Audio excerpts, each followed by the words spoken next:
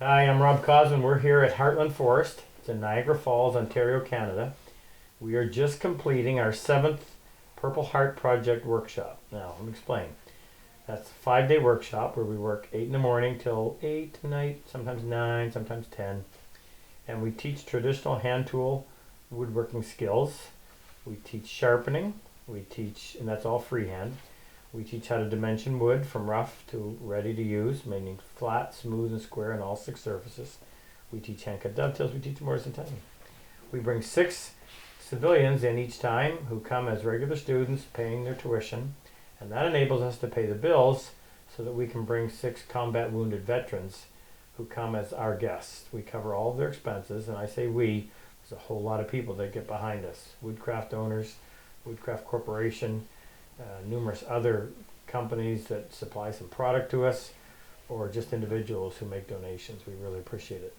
Not very often do we get female combat wounded, but this time we had 2. And this is Tiffany. I'm going to let her introduce herself. Tiffany, where are you from?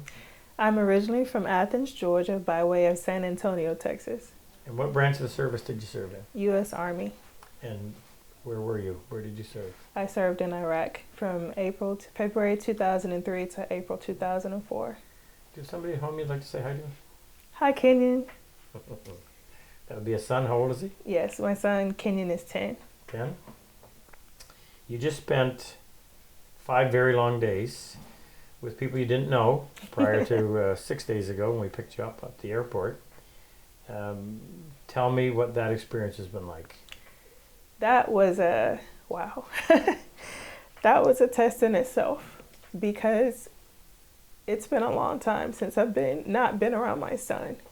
I didn't deploy with him, but when I came back and when I made rank what I did, I spent a lot of time away from him. So I missed a lot of his first steps. I missed his first words. I missed everything.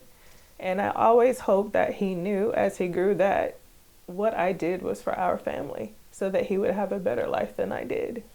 Well, Kenyon, when I came back from deployment, was diagnosed not after my deployment, but many years later.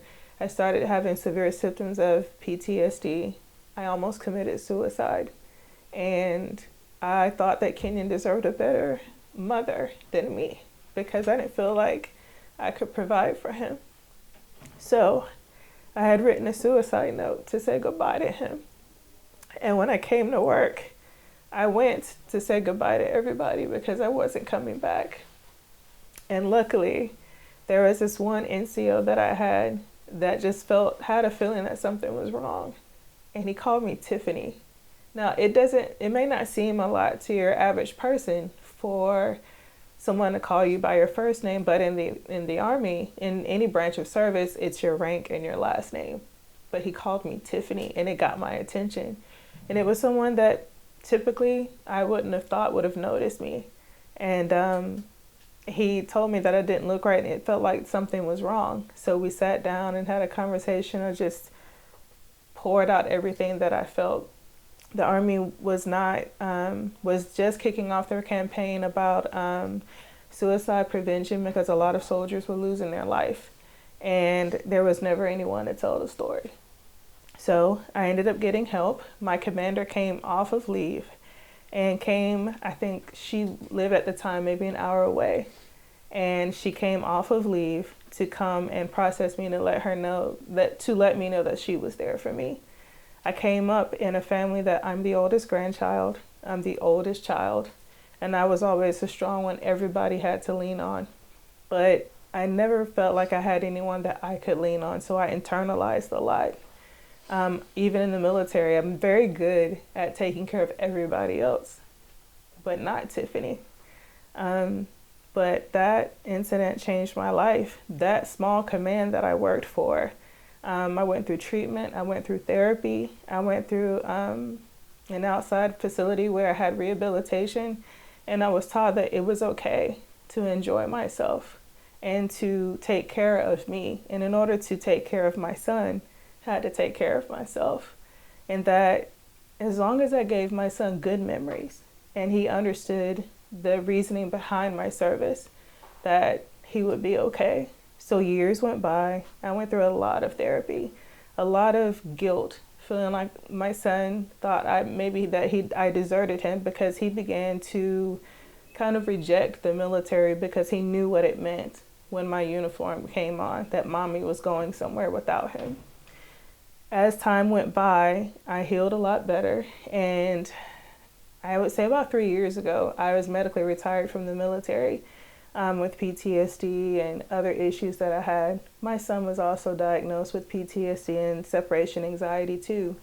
Most people think of the soldiers and all of the men and women who served in all of our branches, but forget that the families do serve too. They sacrifice a lot, and my son sacrificed a lot.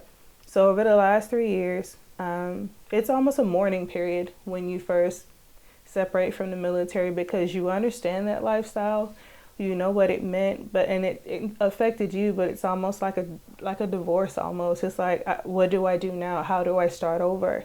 And for me, it was being able to share my life with my son and let him know that I was there for him and that he was important to me.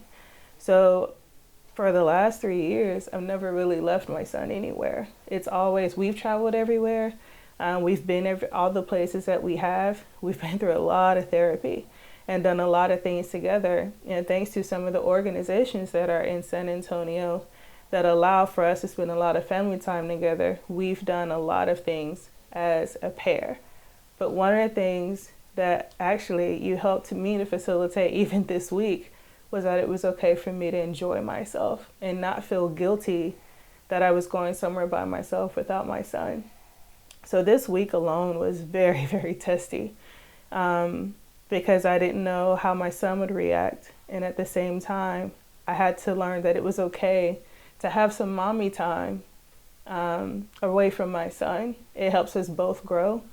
It helps us to be stronger, and not necessarily perfect. There are times where in my service, and I've always been, and it's ironic being one of the only 2 females, I have a group of 18. I don't really think about it that much anymore, because during my service, I was always kind of the G.I. Jane, that was always pitted against men or other guys for PT tests or any kind of testing that was going on.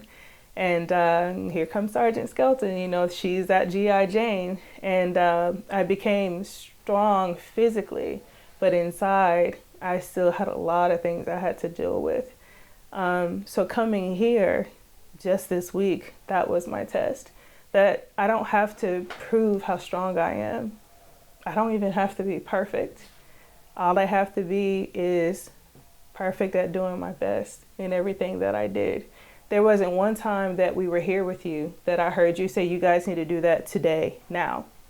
Every block you gave us was something to build on. And in getting into woodworking, I started really enjoying it a lot because, well, I see us as the wood. You take a piece of wood that's grown as a tree in a forest. It's unpolished, looks just like every other part, but for some reason, that piece of wood gets chosen, that tree. Then it's cut up for a function, for a purpose, and then it's molded and it's shaped so that it can be put on display or added to something to enhance that, and you have your soldier. But as time goes by, it goes through a lot of wear, it goes through a lot of tear. It may not seem that it may be as strong, but because of the way that it's built, it still serves its purpose and does what it has to do. That's what makes it so unique. And as time goes by, it becomes an antique piece that you don't want to get rid of or take anywhere else, because it's that special piece that was built and molded and shaped that now may have a few bumps, that may have a few bruises, or it may have some things that are out of sync, but it's still a magnificent piece of wood. And as armed people of the armed forces, we're called 1%ers for the same reason. Yes, I deal with a lot. But I would go do it all over again if I had the chance to, because of the growth that I felt and I've had even up until this week. This week really let me know, being in your workshops, that I could just be Tiffany.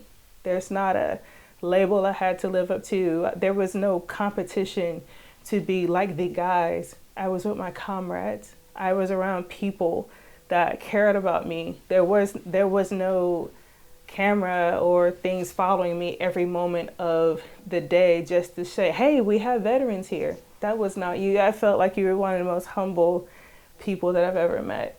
I've been part of organizations and part of events before where I felt like a token and I really didn't want to be there. But I remember you walking over to my bench, I think it was Tuesday, and I thought you were going to give me an instruction of something that I was doing. You sat down and asked me how I was doing. You'd be surprised how rare that actually happens, that people care about the person that's a veteran, not just a veteran. And the people that came here together, that's what it all felt like. It's easy for veterans, regardless of what branch they're with, to fall into being battle buddies, is what we call each other. No matter what time of the year, which conflict that you served in, you always look out for each other. You watch your buddies back, we help each other out, and that's what we do. And I saw that in the classroom, and you facilitated that, just people being people. And I always think that people will always follow the example that they're given. Even as military servicemen, that's what we do. We follow our leader. You were our leader this week, so everything, if anything, that we were just a reflection of who you've been to us. We had a good bunch. And I really appreciate that. We had a real good bunch. Well, I appreciate your service. I Thank appreciate you. your sacrifice. Thank I'm you. glad you were here. You add to it. I wish we had more female veterans because they always elevate the class. Thank you, Tiffany. Thank you, Rob. Thank you to your son for letting you come. I will.